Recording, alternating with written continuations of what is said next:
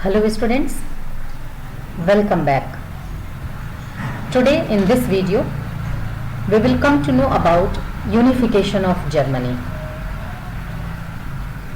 Finally nation state अब action में आ रहा था और डिफरेंट कंट्रीज के बारे में जो हम पढ़ेंगे, जो पहले किंगडम्स हुआ करते थे। ऑलरेडी मैंने प्रीवियस वीडियो में आपको बता रखा है कि हमें जर्मनी के बारे में पढ़ना है। We will come to know about the unification of Italy and Britain. तो प्रोसेस अब स्टार्ट हो चुकी है, क्योंकि नेशनलिज्म की जो फीलिंग है उसने नेशन स्टेट के कंसेप्ट को इम्पोर्टेंस दिया और लोग अब नेशनलिज्म की फीलिंग को जी रहे थे। उनके मन में अपने नेशन स्टेट के लिए लव एंड अफेक्शन की फीलिंग जो थी वो इमर्ज हो चुकी थी। लोग उसके इम्पोर्टेंस को समझने लगे थे। तो इस वीडियो में हम पढ़ेंगे कि कैसे यूनिफिकेशन ऑफ जर्मनी हुआ, जर्मनी एक नेशन स्टेट कैसे बना, जिसे आज हम एक कंट्री के रूप में जानते हैं। आपके सामने दो पिक्स हैं। First one is of auto von Bismarck, जिन्हें हम आर्किटेक्ट ऑफ जर्मनी भी कहते हैं। इनका जो कंट्रीब्यूशन है यूनिफिकेशन में वो इनक्रेडिबल है। और जो दूसरी पिक है वो है emperor Kaiser William first. Both of them were conservative German statesman. ये कंजर्वेटिव ग्रुप से बिलोंग करते थे। ऑटो वन बिस्मार्क ने ग्रेट कंट्रीब्यूशन दिया अपना for the unification of Germany. और फाइनली आफ्टर द यूनिफिकेशन ये प्रोक्लेम किया गया, ये डिक्लेयर किया गया कि Kaiser William first was the emperor of unified Germany and Bismarck became the first chancellor of unified Germany. Let's see how this process took place.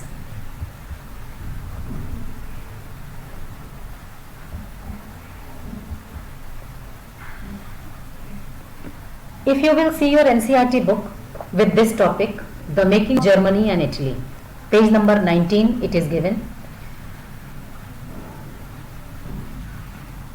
The topic begins with a question. Can the army be the architect of a nation? क्या army किसी nation का architect हो सकती है? इस question के साथ आपके NCERT बुक में इस टॉपिक की शुरुआत की हुई है, क्योंकि आर्मी युद्ध करती है, सेना जो है वो युद्ध करती है और युद्ध में तो डिस्ट्रक्शन होता है। तो एक जेन्युइन सा क्वेश्चन यहाँ पूछा गया है कि क्या एक आर्मी आर्किटेक्ट हो सकती है किसी नेशन की? तो इस क्वेश्चन का जो रिस्पांस है, जो रिप्लाई है, वो आपको मिलेगा कि यस, हो सकती है। और ये दोनों ही केस में, जर्मनी और इटली दोनों के ही केस में हम देखेंगे कि ऐसा ही हुआ। कैसे हुआ इसे समझते हैं। In previous video we discussed about the revolution of 1848। हमने पूरा एक पीरियड पढ़ा 1830 टू 48, और 1848 के रिवॉल्यूशन में हमने देखा कि the middle class tried to unite the different regions of German confederation. जो 39 प्रोविंसेस का जो एक जनरल कॉन्फेडरेशन था, उसको यूनाइट करने के लिए इन्होंने कोशिश की, but their plans were fail due to the actions of large land owners called Junkers of Prussia. उन्हें सपोर्ट नहीं मिला। इन्होंने एक कॉन्स्टिट्यूशन बनाया, फ्रैंकफर्ट पार्लियामेंट में लेकर के किंग के पास गए। एम्परर ने उस कॉन्स्टिट्यूशन को रिजेक्ट कर दिया और हमारा जो रिवॉल्यूशन था 1848 का, मिडिल क्लास ने जो किया था वो फेल हो गया। लेकिन ग्रेजुअली अब जो नेशनलिज्म की फीलिंग थी, जो नेशनल सेंटिमेंट्स थे, जो जनरली लिबरल्स प्रमोट करते थे, जो मिडिल क्लास के लोग जिसे प्रमोट करते थे, अब कंजर्वेटिव्स ने भी उसको मोबिलाइज करना शुरू कर दिया। अब कंजर्वेटिव्स जो थे वो भी इस नेशनलिज्म की फीलिंग को के बारे में डिस्कस करने लगे, उसे सपोर्ट करने लगे। पता है क्यों? क्योंकि एनी हाउ वो पावर में बने रहना चाहते थे।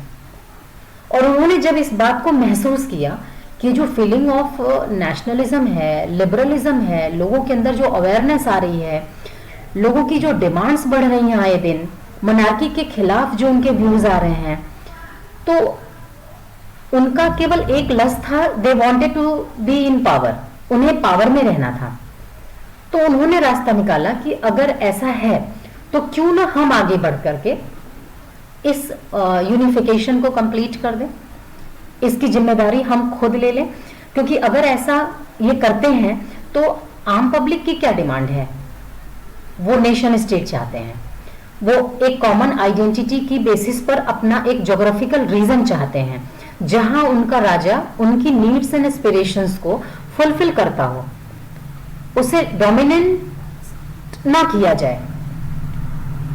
तो जनता को जो चाहिए, अगर वो कंजर्वेटिव्स ने सोचा कि अगर हम वो खुद वो चीज उन्हें प्रोवाइड कर दें, तो फिर तो उनका जो रिवोल्ट है, उनकी जो गुस्सा है उनका जो मोनार्क के प्रति, वो खत्म हो जाएगा।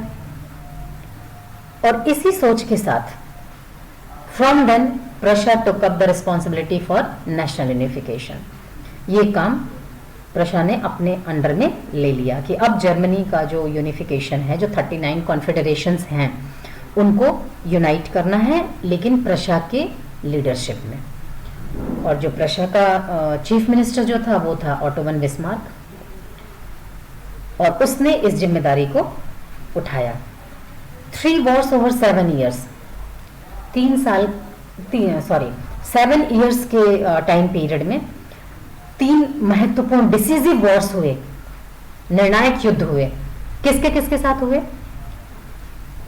ऑस्ट्रिया के साथ, क्योंकि जर्मनी का कुछ हिस्सा ऑस्ट्रिया के पास था, डेनमार्क के पास और फ्रांस। इन तीनों के साथ प्रशियन आर्मी जो थी उसने 7 सालों के अंदर में 3 ये डिसीजिव युद्ध किए। और फाइनली जो 39 कॉन्फेडरेशन थे जर्मनी के, वो सभी यूनिफाइड हो गए। And finally in January 1871, after unification of Germany, Kaiser William proclaimed German empire. उन्हें डिक्लेयर कर दिया गया, प्रोक्लेम का मतलब उन्हें डिक्लेयर कर दिया गया, सर्वसम्मति से उन्हें एक्सेप्ट कर लिया गया कि जो केसर विलियम हैं वो हमारे यूनिफाइड जर्मनी के शासक हैं, एम्परर हैं। और प्रीवियस वीडियोस में मैंने एक बार आपको बताया था कि जो न्यू कंजर्वेटिज्म थे का जो टाइम पीरियड था आफ्टर 1815, वो कंजर्वेटिव थे नो डाउट, वो चेंज से बचते थे नो डाउट, वो एकदम चेंज नहीं चाहते थे। लेकिन एक बात अगर आपको याद होगी, अगर आपने उस वीडियो को ध्यान से देखा होगा, सुना होगा, कि they accepted modern ideology. Napoleon ने जो मॉडर्न चेंजेस को इंट्रोड्यूस किया था, उन्होंने उसको एक्सेप्ट किया था। तो यहाँ पर भी चूंकि ये जो ऑटोमन बिस्मार्क थे और जो एम्परर थे यूनिफाइड जर्मनी के, they were also belonging to the conservative German statesman, वो भी उसी ग्रुप से बिलोंग करते थे। उसके बावजूद उन्होंने मॉडर्न आइडियोलॉजी को एक्सेप्ट किया। और कहाँ लेकर के आए वो इस मॉडर्न आइडियोलॉजी को? जैसे करेंसी जो थी उसको एक्सेप्ट किया, banking system, legal system, judiciary, इन सारी चीज़ों को वो अपनी एडमिनिस्ट्रेशन में उन्होंने शामिल किया। तो this was all about the making of Germany. In next video we will come to know about the unification of Italy. Okay, thanks to everyone.